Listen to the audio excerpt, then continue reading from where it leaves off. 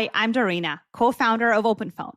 My dad is a business owner, and growing up, I'll never forget his old ringtone. He made it as loud as it could go because he could not afford to miss a single customer call. That stuck with me. When we started OpenPhone, our mission was to help businesses not just stay in touch, but make every customer feel valued, no matter when they might call.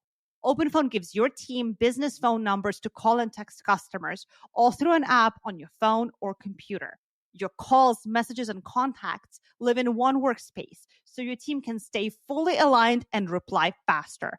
And with our AI agent answering 24/7, you'll really never miss a customer.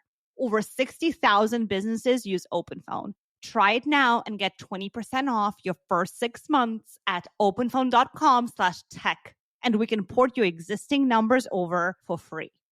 OpenPhone. No missed calls, no missed customers. Only Boost Mobile. Boost Mobile. We'll give you a free year of service. Free year? When you buy a new 5G phone. New 5G phone? Enough. But I'm your hype man. When you purchase an eligible device, you get $25 off every month for 12 months with credits totaling 1 year of free service. Taxes extra for the device and service plan. Online only. AI is transforming customer service. It's real and it works. And with Finn, we've built the #1 AI agent for customer service. We're seeing lots of cases where it's solving up to 90% of real queries for real businesses. This includes the real-world complex stuff like issuing a refund or cancelling an order. And we also see it when Finn goes up against competitors. It's top of all the performance benchmarks, top of the G2 leaderboard, and if you're not happy, we'll refund you up to $1 million, which I think says it all. Check it out for yourself at fin.ai.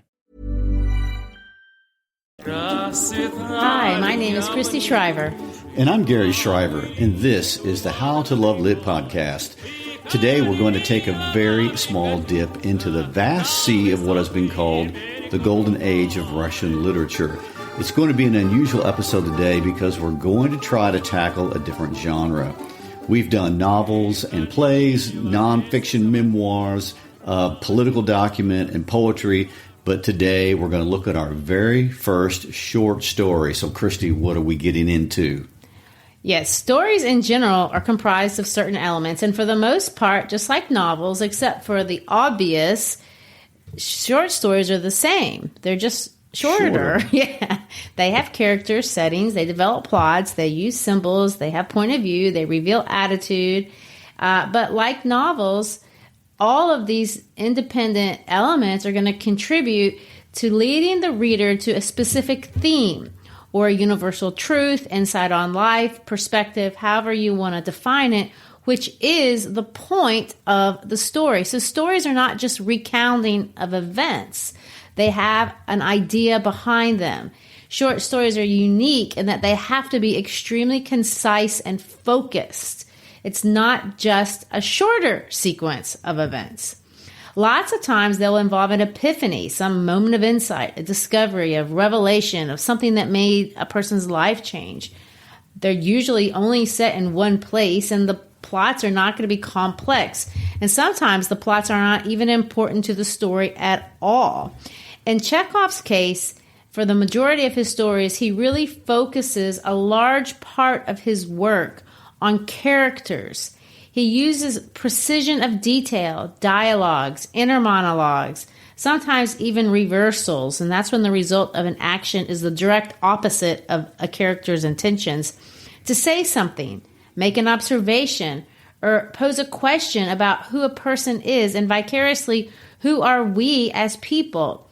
You will see, because it's exemplified in every short story, and this one too, that he's just not going to say the same old cliched fairy tale type of thing that lots of people were saying in lots of kinds of stories. In fact, I'm not really sure what he's trying to say about people at all. Well, that's interesting because there's, I feel like, a very definite theme to the Russian golden age of literature.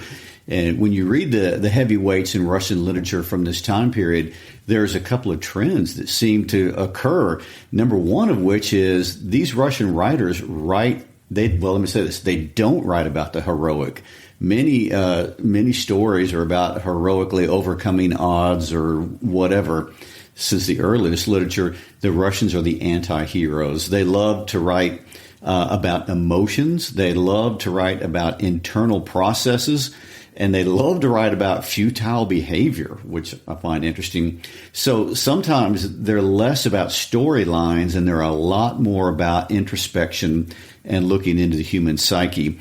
And, you know, they took a lot of criticism from the literary critics of the day who didn't like this perspective of so much internal dialogue documenting. So these writers were detailing human behavior as serfdom was dying out in Russia, and Russia was becoming increasingly focused on becoming westernized. So they're in the middle of a huge culture transition when they're writing during this age. Well, the 19th century is definitely the golden age of Russian literature. And there's not very many people, I think, even today, who haven't heard of Leo Tolstoy's masterpiece, War and Peace. But you never see the Russian writers being compared to the adventure stories like the Odyssey or the wit and satire of Mark Twain at all. That is interesting, too. Yeah, not real heavy on wit and satire. But so, like we mentioned, they were criticized for this direction in the writing. And mostly they were criticized because it was heavily philosophic. And it was heavily philosophic on the meaning of life. And that was the contribution and the new thing they were using in their writing during that time period. They were actually kind of borderline nihilistic sometimes on the futility of man. And they will, as a group of writers, heavily influence every renowned writer up to this day. Any writer who has learned to develop a character will give some kind of credit to the Russian writers of the Golden Age. Well, Matthew Arnold, the poet who wrote Dover Beach, which was the first poem we ever analyzed on this podcast, famously said that a work by Tolstoy is not a piece of art, but a piece of life. And of course, Tolstoy is the most famous Russian writer. Then after him, you have Dostoevsky. Of course, they're famous for writing big books that scare everyone. I'd love to one day analyze Anna Karenina for the podcast because that might be one of my favorites. But Anton Chekhov is different because he's manageable. Yes, we'd have to do 10 episodes to cover Tolstoy or Dostoevsky. Yeah. The first thing I ever heard that he wrote was this play called The Cherry Orchard, and lots of people know that. And he has some plays that are quite famous. But what he is really good at and what he perfected and competitively one of the best in the entire world is writing short stories. And he wrote more than any human being on planet Earth that we know of. He wrote, well, at least of the famous ones, he literally published more than 400. There is no equal in terms of quantity. He wrote about everything. Life in big cities like Moscow and St. Petersburg, and small towns and peasant villages from every part of Russia, from the south all the way to Siberia. He wrote about aristocrats, industrialists, small town merchants, writers, painters, religious people, secular people, servants, bad people, good people, crazy people, all of it. Someone counted, not me, but I read that there are over 8,000 different types of characters in these stories. He wrote, of course, about a huge number of themes, but a lot of it really comes down to the freedom of the individual and what people do with their choices. He hated inauthenticity and really tried to look for what people were actually like and the circumstances that they created, the circumstances that created them, that defeated them. And in some sense, I find his work quite modern because he seeks to be non-judgmental. There is no moralizing really out of Chekhov. He's not hinting that you should be a certain way, that if one particular viewpoint is the right, correct viewpoint to have. He's basically just saying, this is what people are. ...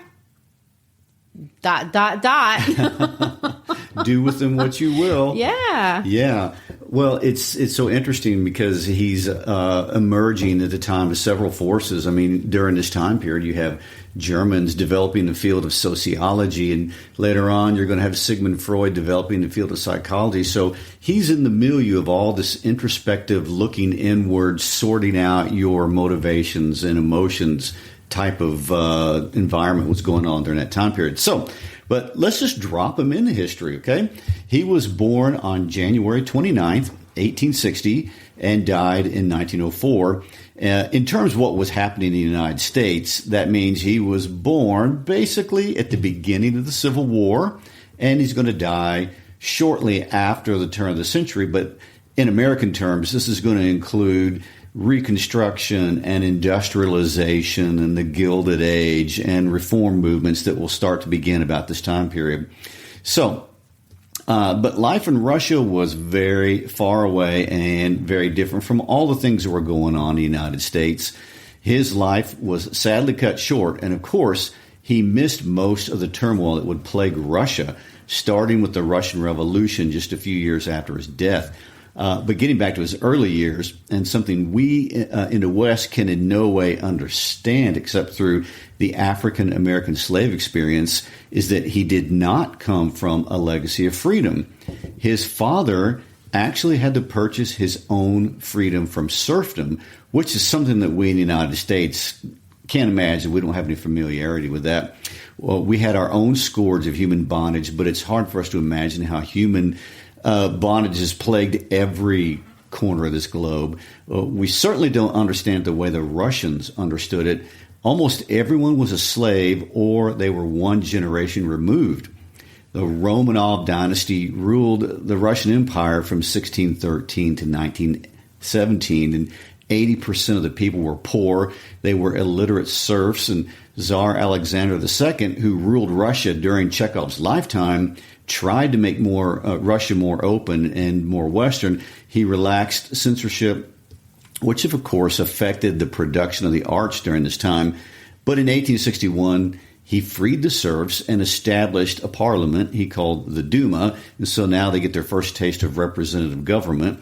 The freedom he gave the people did not have the exact desired effect, because instead of making them happy, it made them more discontent, which is what freedom can do for people. There were actually at least 2 attempts on his life, and one time the dissenters actually put dynamite in the dining room in the palace. In 1881, a terrorist group called People's Will killed him by throwing a bomb at his carriage.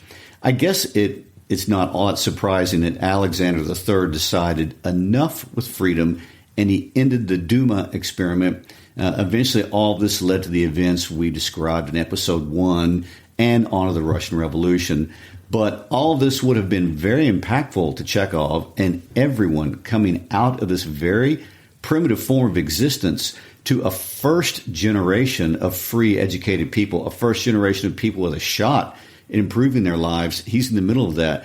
Chekhov's family made a great effort to educate Chekhov, and eventually he would graduate from medical school, but they themselves were very poor. Chekhov's father never had a job that could support his family. And by the time Chekhov was in college, he was the de facto head of the family because he financially supported his family, who had all moved from the interior to Moscow. Well, it's interesting that the reason he started writing at all was because he could write these little publications and sell them for money, like at these little magazine shops when he was in school, in order to support his family. So the financial incentive was really his motivation to become a writer at all. It's something, obviously, that came fairly easy to him. In 1883 alone, he published over 100 items. That's busy. Yes, and a lot of them were funny because that's the kind of stuff people wanted to buy. And they were written for sale, and that's what he did. The unintended consequence of all that money grabbing, though, was he got really, really good at his craft, at writing, and especially writing short things. Well, there you go. Before we get into the stories, and I know we need to, I do think it's interesting to close out with this little brief intro by saying that Anton Chekhov's brief life was spent mostly with his parents and his brother and sister. He married only when he was dying. He was a practicing doctor, but his heart must have been big because he almost never charged for his medical services. In fact, it's said he spent as much time treating the sick, his relatives, and the peasantry as he did writing. He did achieve fame in Russia as a writer and enough success to allow him to buy a farm and care for his aging parents. His fame in the West, however, only came years later, and that was mostly after World War I when his stories were published in the West. So, Christy, this is the first set of short stories we've ever done, so tell us what we're looking at or looking for. Okay. Before we get into the analysis of these stories, I do want to mention that he wrote in Russian. Now, I know that seems obvious because he's Russian, but sometimes there are different translations, and sometimes the titles are even different. Like the same story could have different English titles depending on where you're looking. We're going to look at one story. I'm not sure that's any better. It's not even his most famous, but it's one that's in a lot of publications, and it's called The Bet. So I don't know if this is the exact best way to analyze the short story, so we're going to try it. But what I want us to do is we're going to read it, and as we go, we're going to take a look at it part by part, and then when we get to the end, we'll kind of look at it as a whole. If you want to listen to it straight through, there are several YouTube videos that do just that, and on a website, we'll give you a link just for convenience sake, so you can go listen to the cultured, edited, properly done version. Okay, so how do we start? Well, this story will start like every other story with the exposition. Now, if you remember Freytag's pyramid or triangle, we talked about it in the Lord of the Flies episodes. If you read those or listened to those, Freytag created this framework of analyzing stories in 1863 because he was trying to illustrate the plots of tragedies.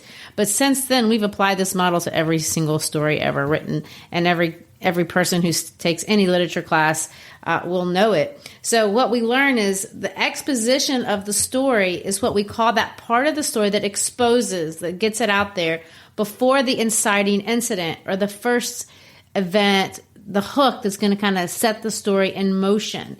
So this story is so short and it's so not plot-centered. Unusually, almost half of the story is just exposition. So just setting it up. What actually happens is quite small.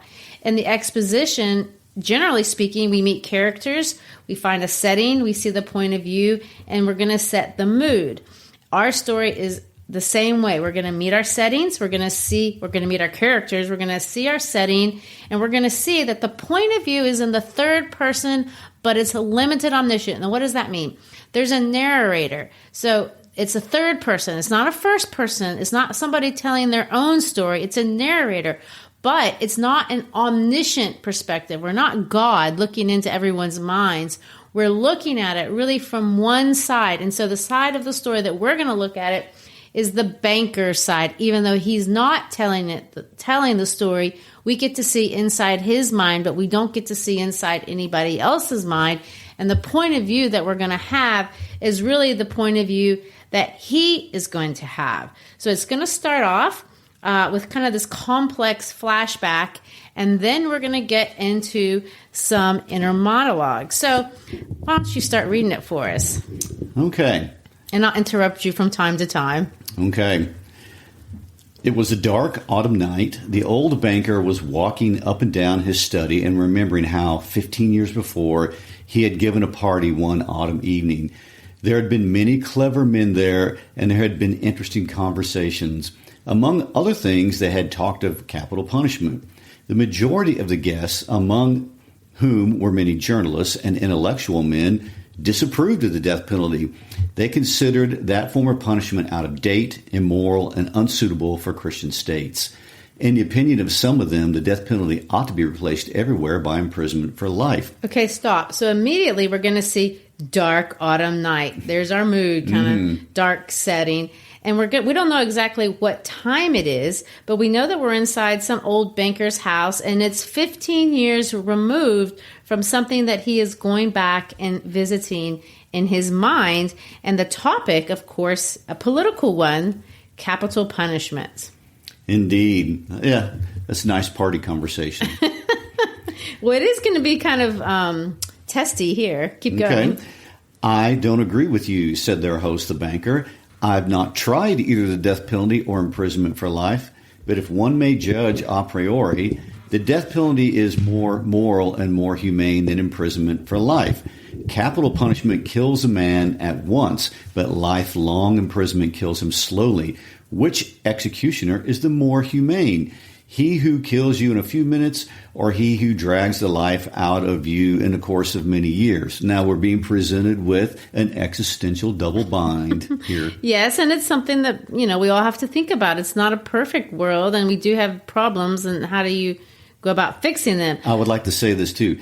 We're going to debate the death penalty, but nobody will ever discuss in Chekhov's works why we have laws in the first place. Oh, you're getting deep. Okay. Both are equally immoral, observed one of the guests, for they both have the same object, to take away life. The state is not God. It has not the right to take away what it cannot restore when it wants to. Among the guests was a young lawyer, a young man of 25. When he was asked his opinion, he said, "The death sentence and the life sentence are equally immoral. But if I had to choose between the death penalty and imprisonment for life, I would certainly choose the second. To live anyhow is better than not at all." And of course, every 25-year-old would think that. Right. So a lively discussion arose. The banker, who was younger and more nervous in those days, was suddenly carried away by excitement.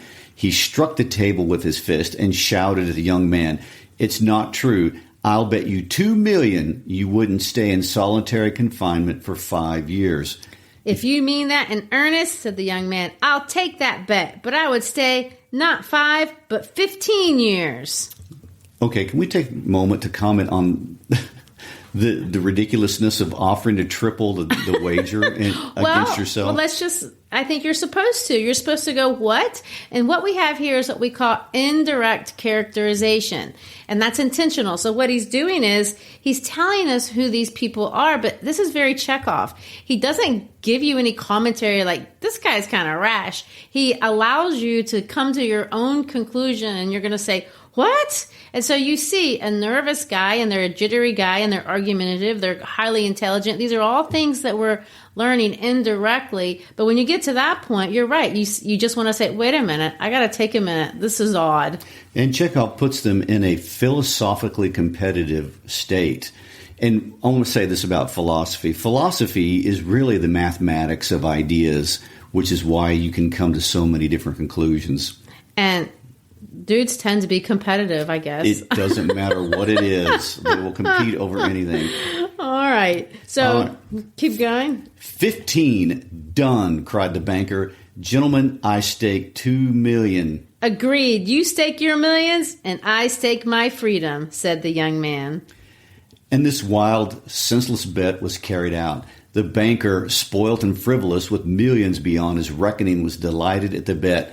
At supper, he made fun of the young man and said, "Think better of it, young man, while there is still time. To me, $2 million is a trifle, but you are losing 3 or 4 of the best years of your life. I say 3 or 4 because you won't stay longer. Don't forget either, you unhappy man, that voluntary confinement is a great deal harder to bear than compulsory. The thought that you have the right to step out in liberty at any moment will poison your whole experience in prison. I'm sorry for you." And I find, again, this is an interesting point of indirect characterization. What is it saying about an older man who clearly is willing to exploit this young man who he finds rash and, I guess, senseless and reckless, and he's going to let him throw away 3 or 4 years? To me, it's cold. This guy's cold. It is. I find it interesting that the banker has not incentivized himself. What does he get if he wins the bet? I know. That's what I mean. He's getting some sort of satisfaction of seeing this guy throw away his life. I don't know what it says, but to me, I find it very curious and unexplainable in some sense. Of course, $2 million, I'm sure in 18 or rubles in 1860 or 80, whenever this is quite a lot of money in today's terms, millions, I'm sure. Well, and inadvertently, the wager is really about how much dollar figure value can you put on life. Exactly. Right. And now the banker, walking to and fro, remembered all this and asked himself, what was the object of that bet? What is the good of that man's losing 15 years of his life and my throwing away $2 million? Can it prove that the death penalty is better or worse than imprisonment for life? No. It was all nonsensical and meaningless.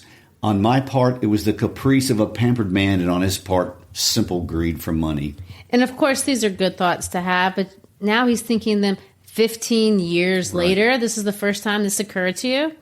Then he remembered what followed that evening. It was decided that the young man should spend the years of his captivity under the strictest supervision in one of the lodges in the banker's garden. It was agreed that for 15 years he should not be free to cross the threshold of the lodge, to see human beings, to hear the human voice, or to receive letters and newspapers. He was allowed to have a musical instrument and books, and was allowed to write letters and to drink wine and to smoke. By the terms of the agreement, the only relations he could have with the outer world were by a little window made purposefully for that object. He might have anything he wanted, books, music, wine, and so on, in any quantity he desired. By writing an order, he could receive them only through the window. The agreement provided for every detail and every trifle that would make his imprisonment strictly solitary, and bound the young man to stay there exactly 15 years, beginning from 12 o'clock of November 14, 1870, and ending at 12 o'clock November 14, 1885. The slightest attempt on his part to break the conditions, if only 2 minutes before the end, released the banker from the obligation to pay him $2 million. And of course, now we see the exact setting. And remember, setting is not just location, it's time. Because you can have a setting that's set in a place, if it's set 200 years later, that's not the same setting. So we have the time, 1870 to 1885, which is now 1885 because we're finishing the time, and we know where we're at. We're in the shed in the back of the house of this banker dude's house. What do you think of the terms of that, Gary? Clearly, he gets all the food. He can be drunk. He can smoke. He can read whatever he wants. He can play an instrument. Just no humanity. Well, actually, one of the most absolute cruel forms of punishment psychologically is isolation.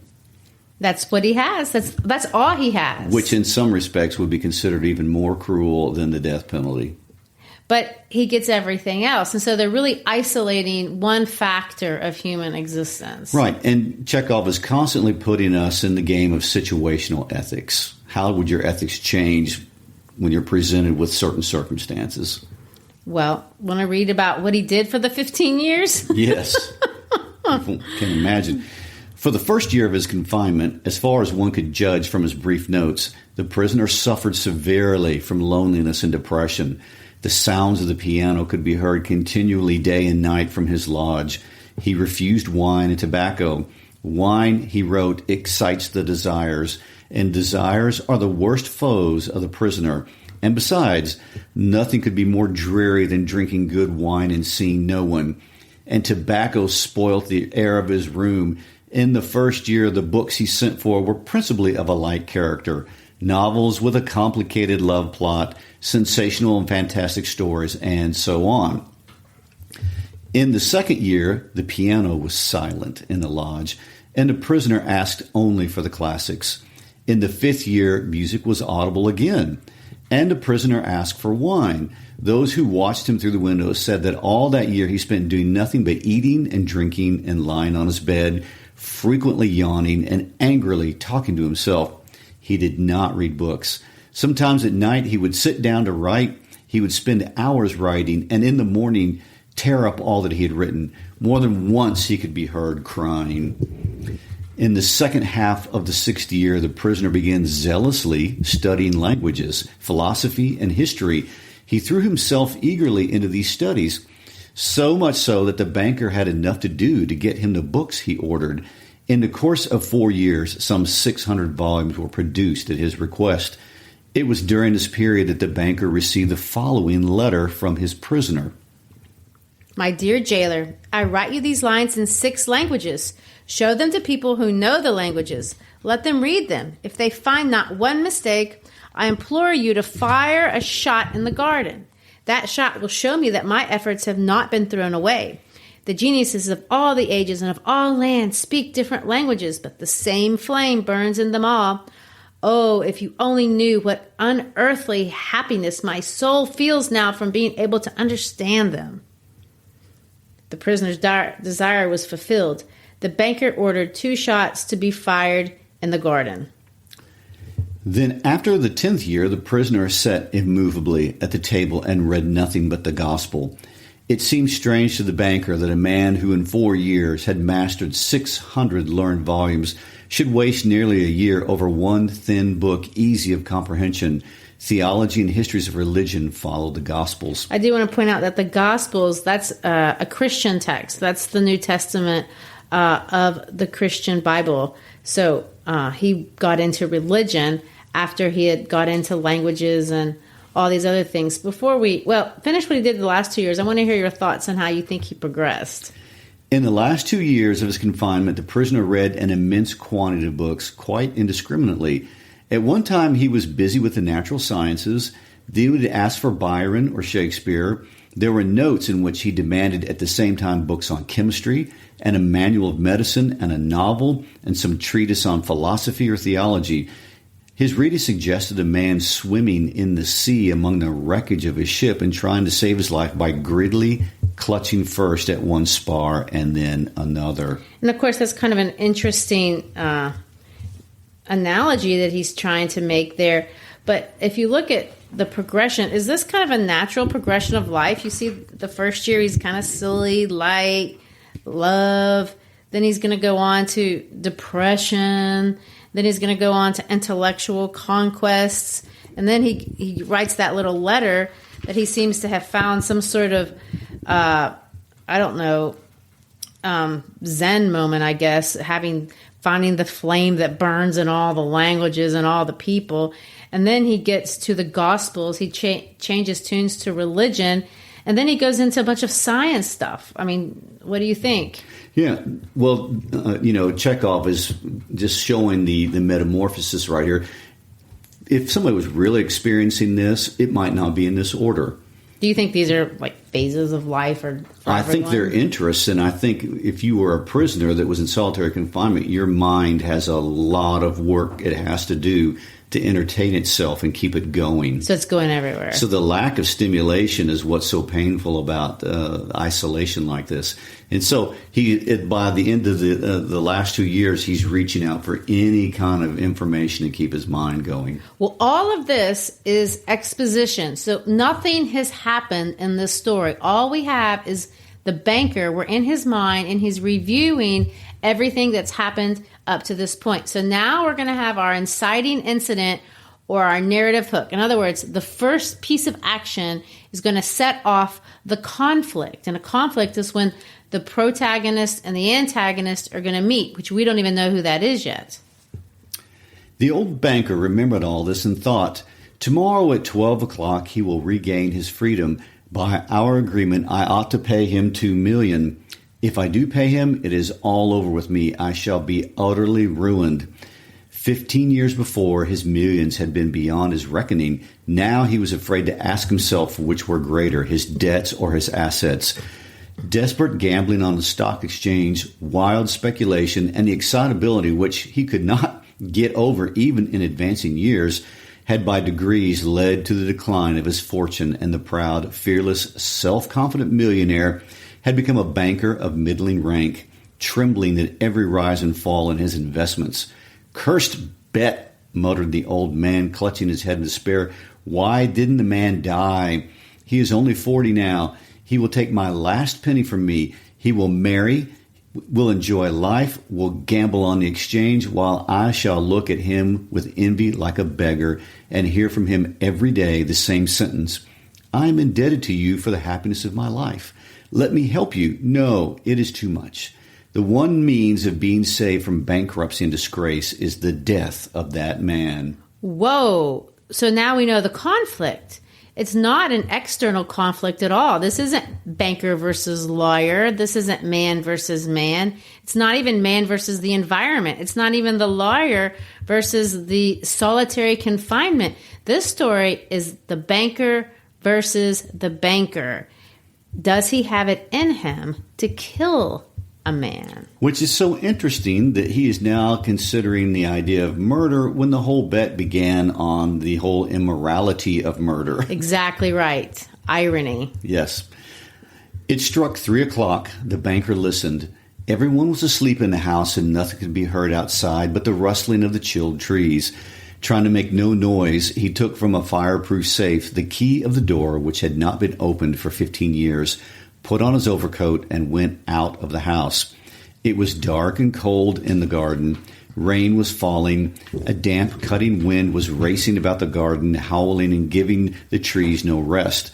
The banker strained his eyes, but could see neither the earth nor the white statues, nor the lodge nor the trees. Going to the spot where the lodge stood, he twice called the watchman. No answer followed. Evidently the watchman had sought shelter from the weather and was now asleep somewhere, either in the kitchen or in the greenhouse. If I had the pluck to carry out my intention, thought the old man, suspicion would fall first upon the watchman. And there we have the complications. So he's going in there and he realizes, I might could get away with it. There's no guard. He felt in the darkness for his steps and the door and went into the entry of the lodge.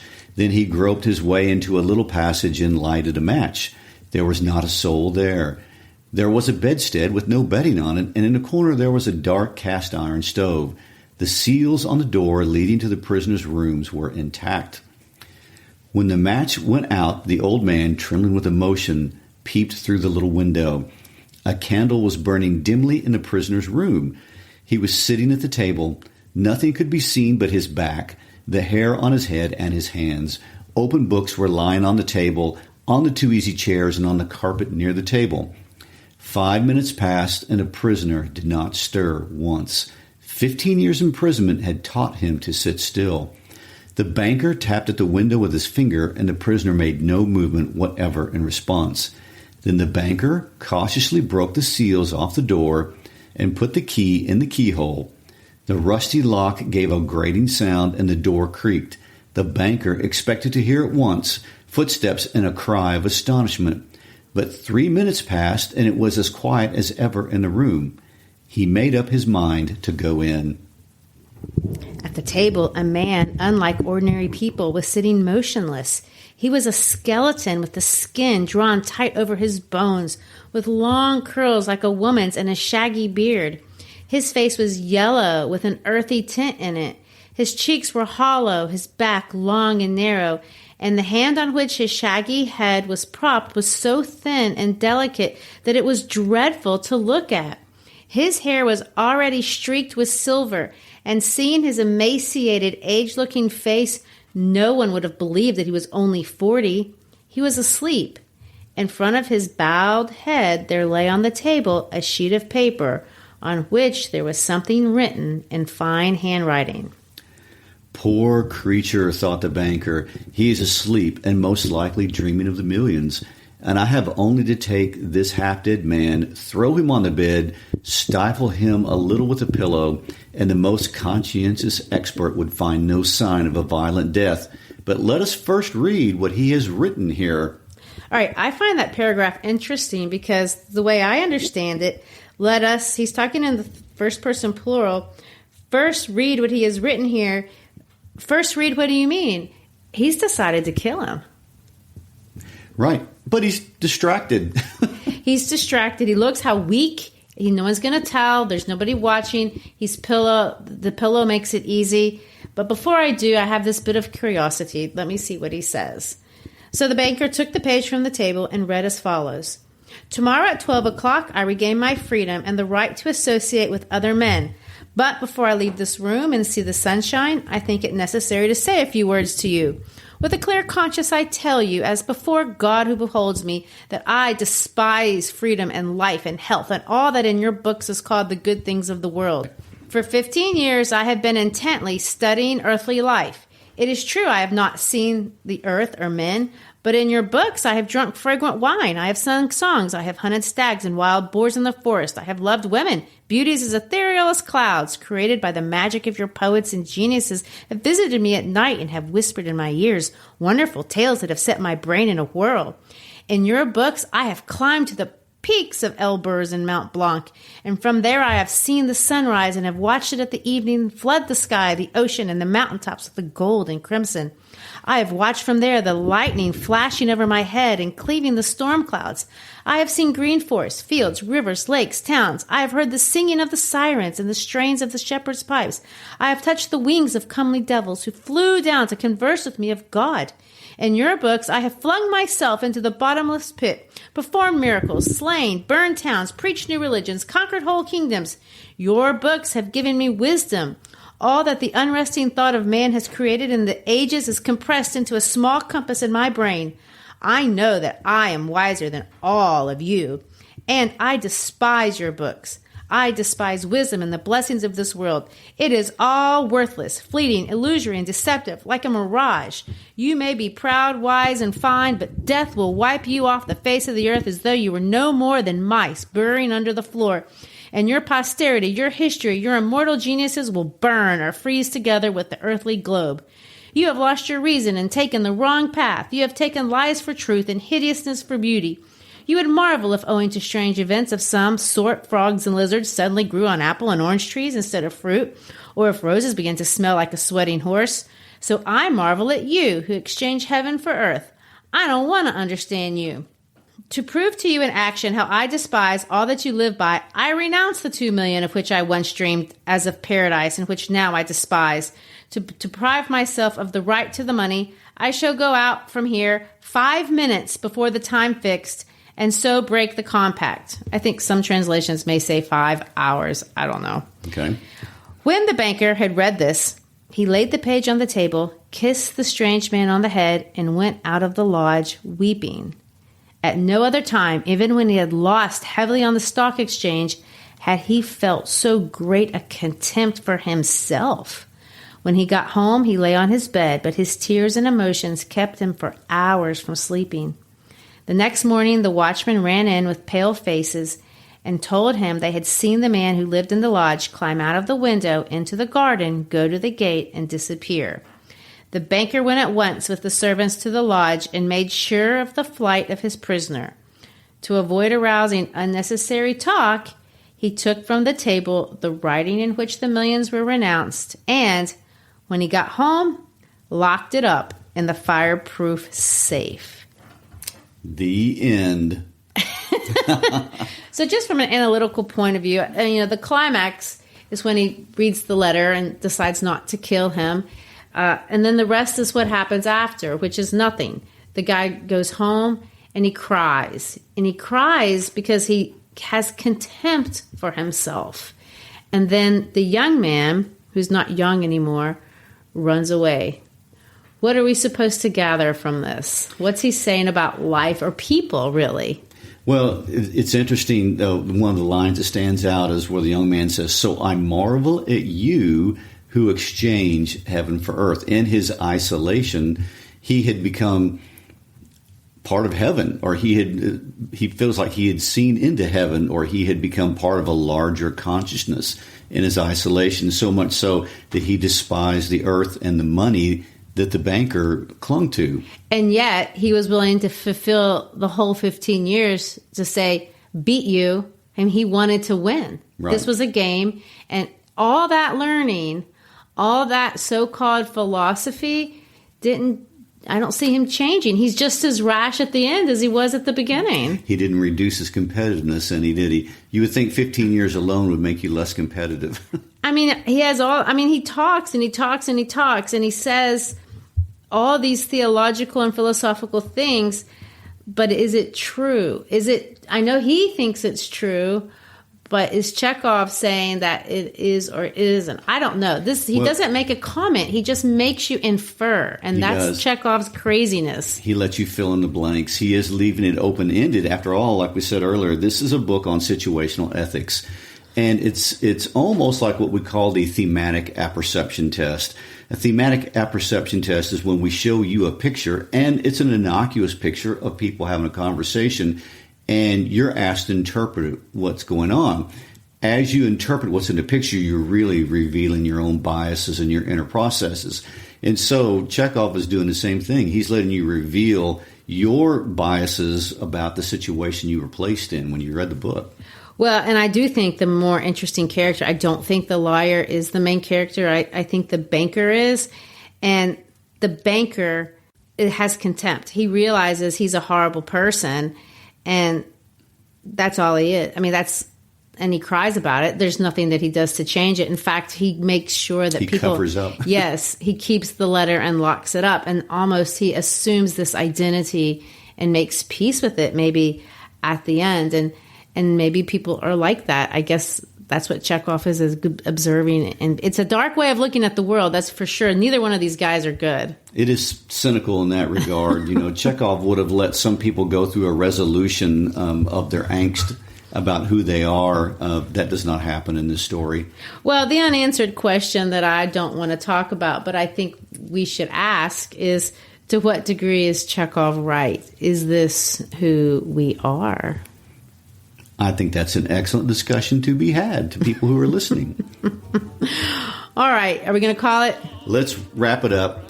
Thanks for being with us today in our new special short story supplement edition. Tell your friends to pick us up and listen to us on their podcast. We always enjoy new friends join us. And check us out on our webpage at howtolovelitpodcast.com. Follow us on Instagram and Facebook. We'd like to keep up with you and find out what's going on. Thanks for being with us. Peace out.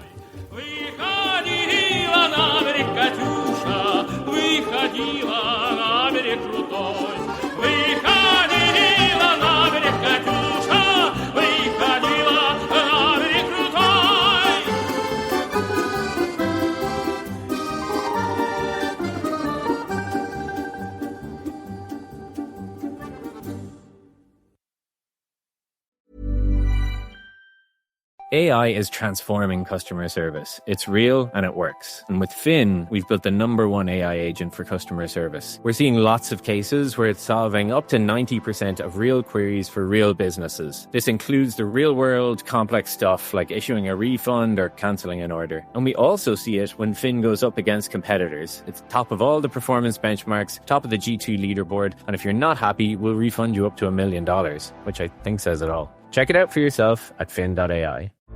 From real-world inspiration to the industrial metaverse to total immersion.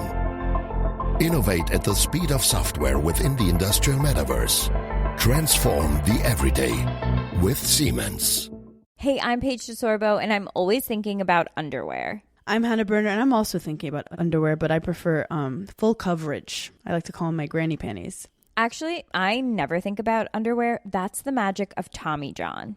Same. They're so light and so comfy, and if it's not comfortable, I'm not wearing it. And the bras, soft, supportive, and actually breathable. Yes, Lord knows the girls need to breathe. Also, I need my PJs to breathe and be buttery soft and stretchy enough for my dramatic tossing and turning at night. That's why I live in my Tommy John pajamas. Plus, they're so cute because they fit perfectly. Put yourself on to Tommy John. Upgrade your drawer with Tommy John. Save 25% for a limited time at TommyJohn.com/comfort. See site for details.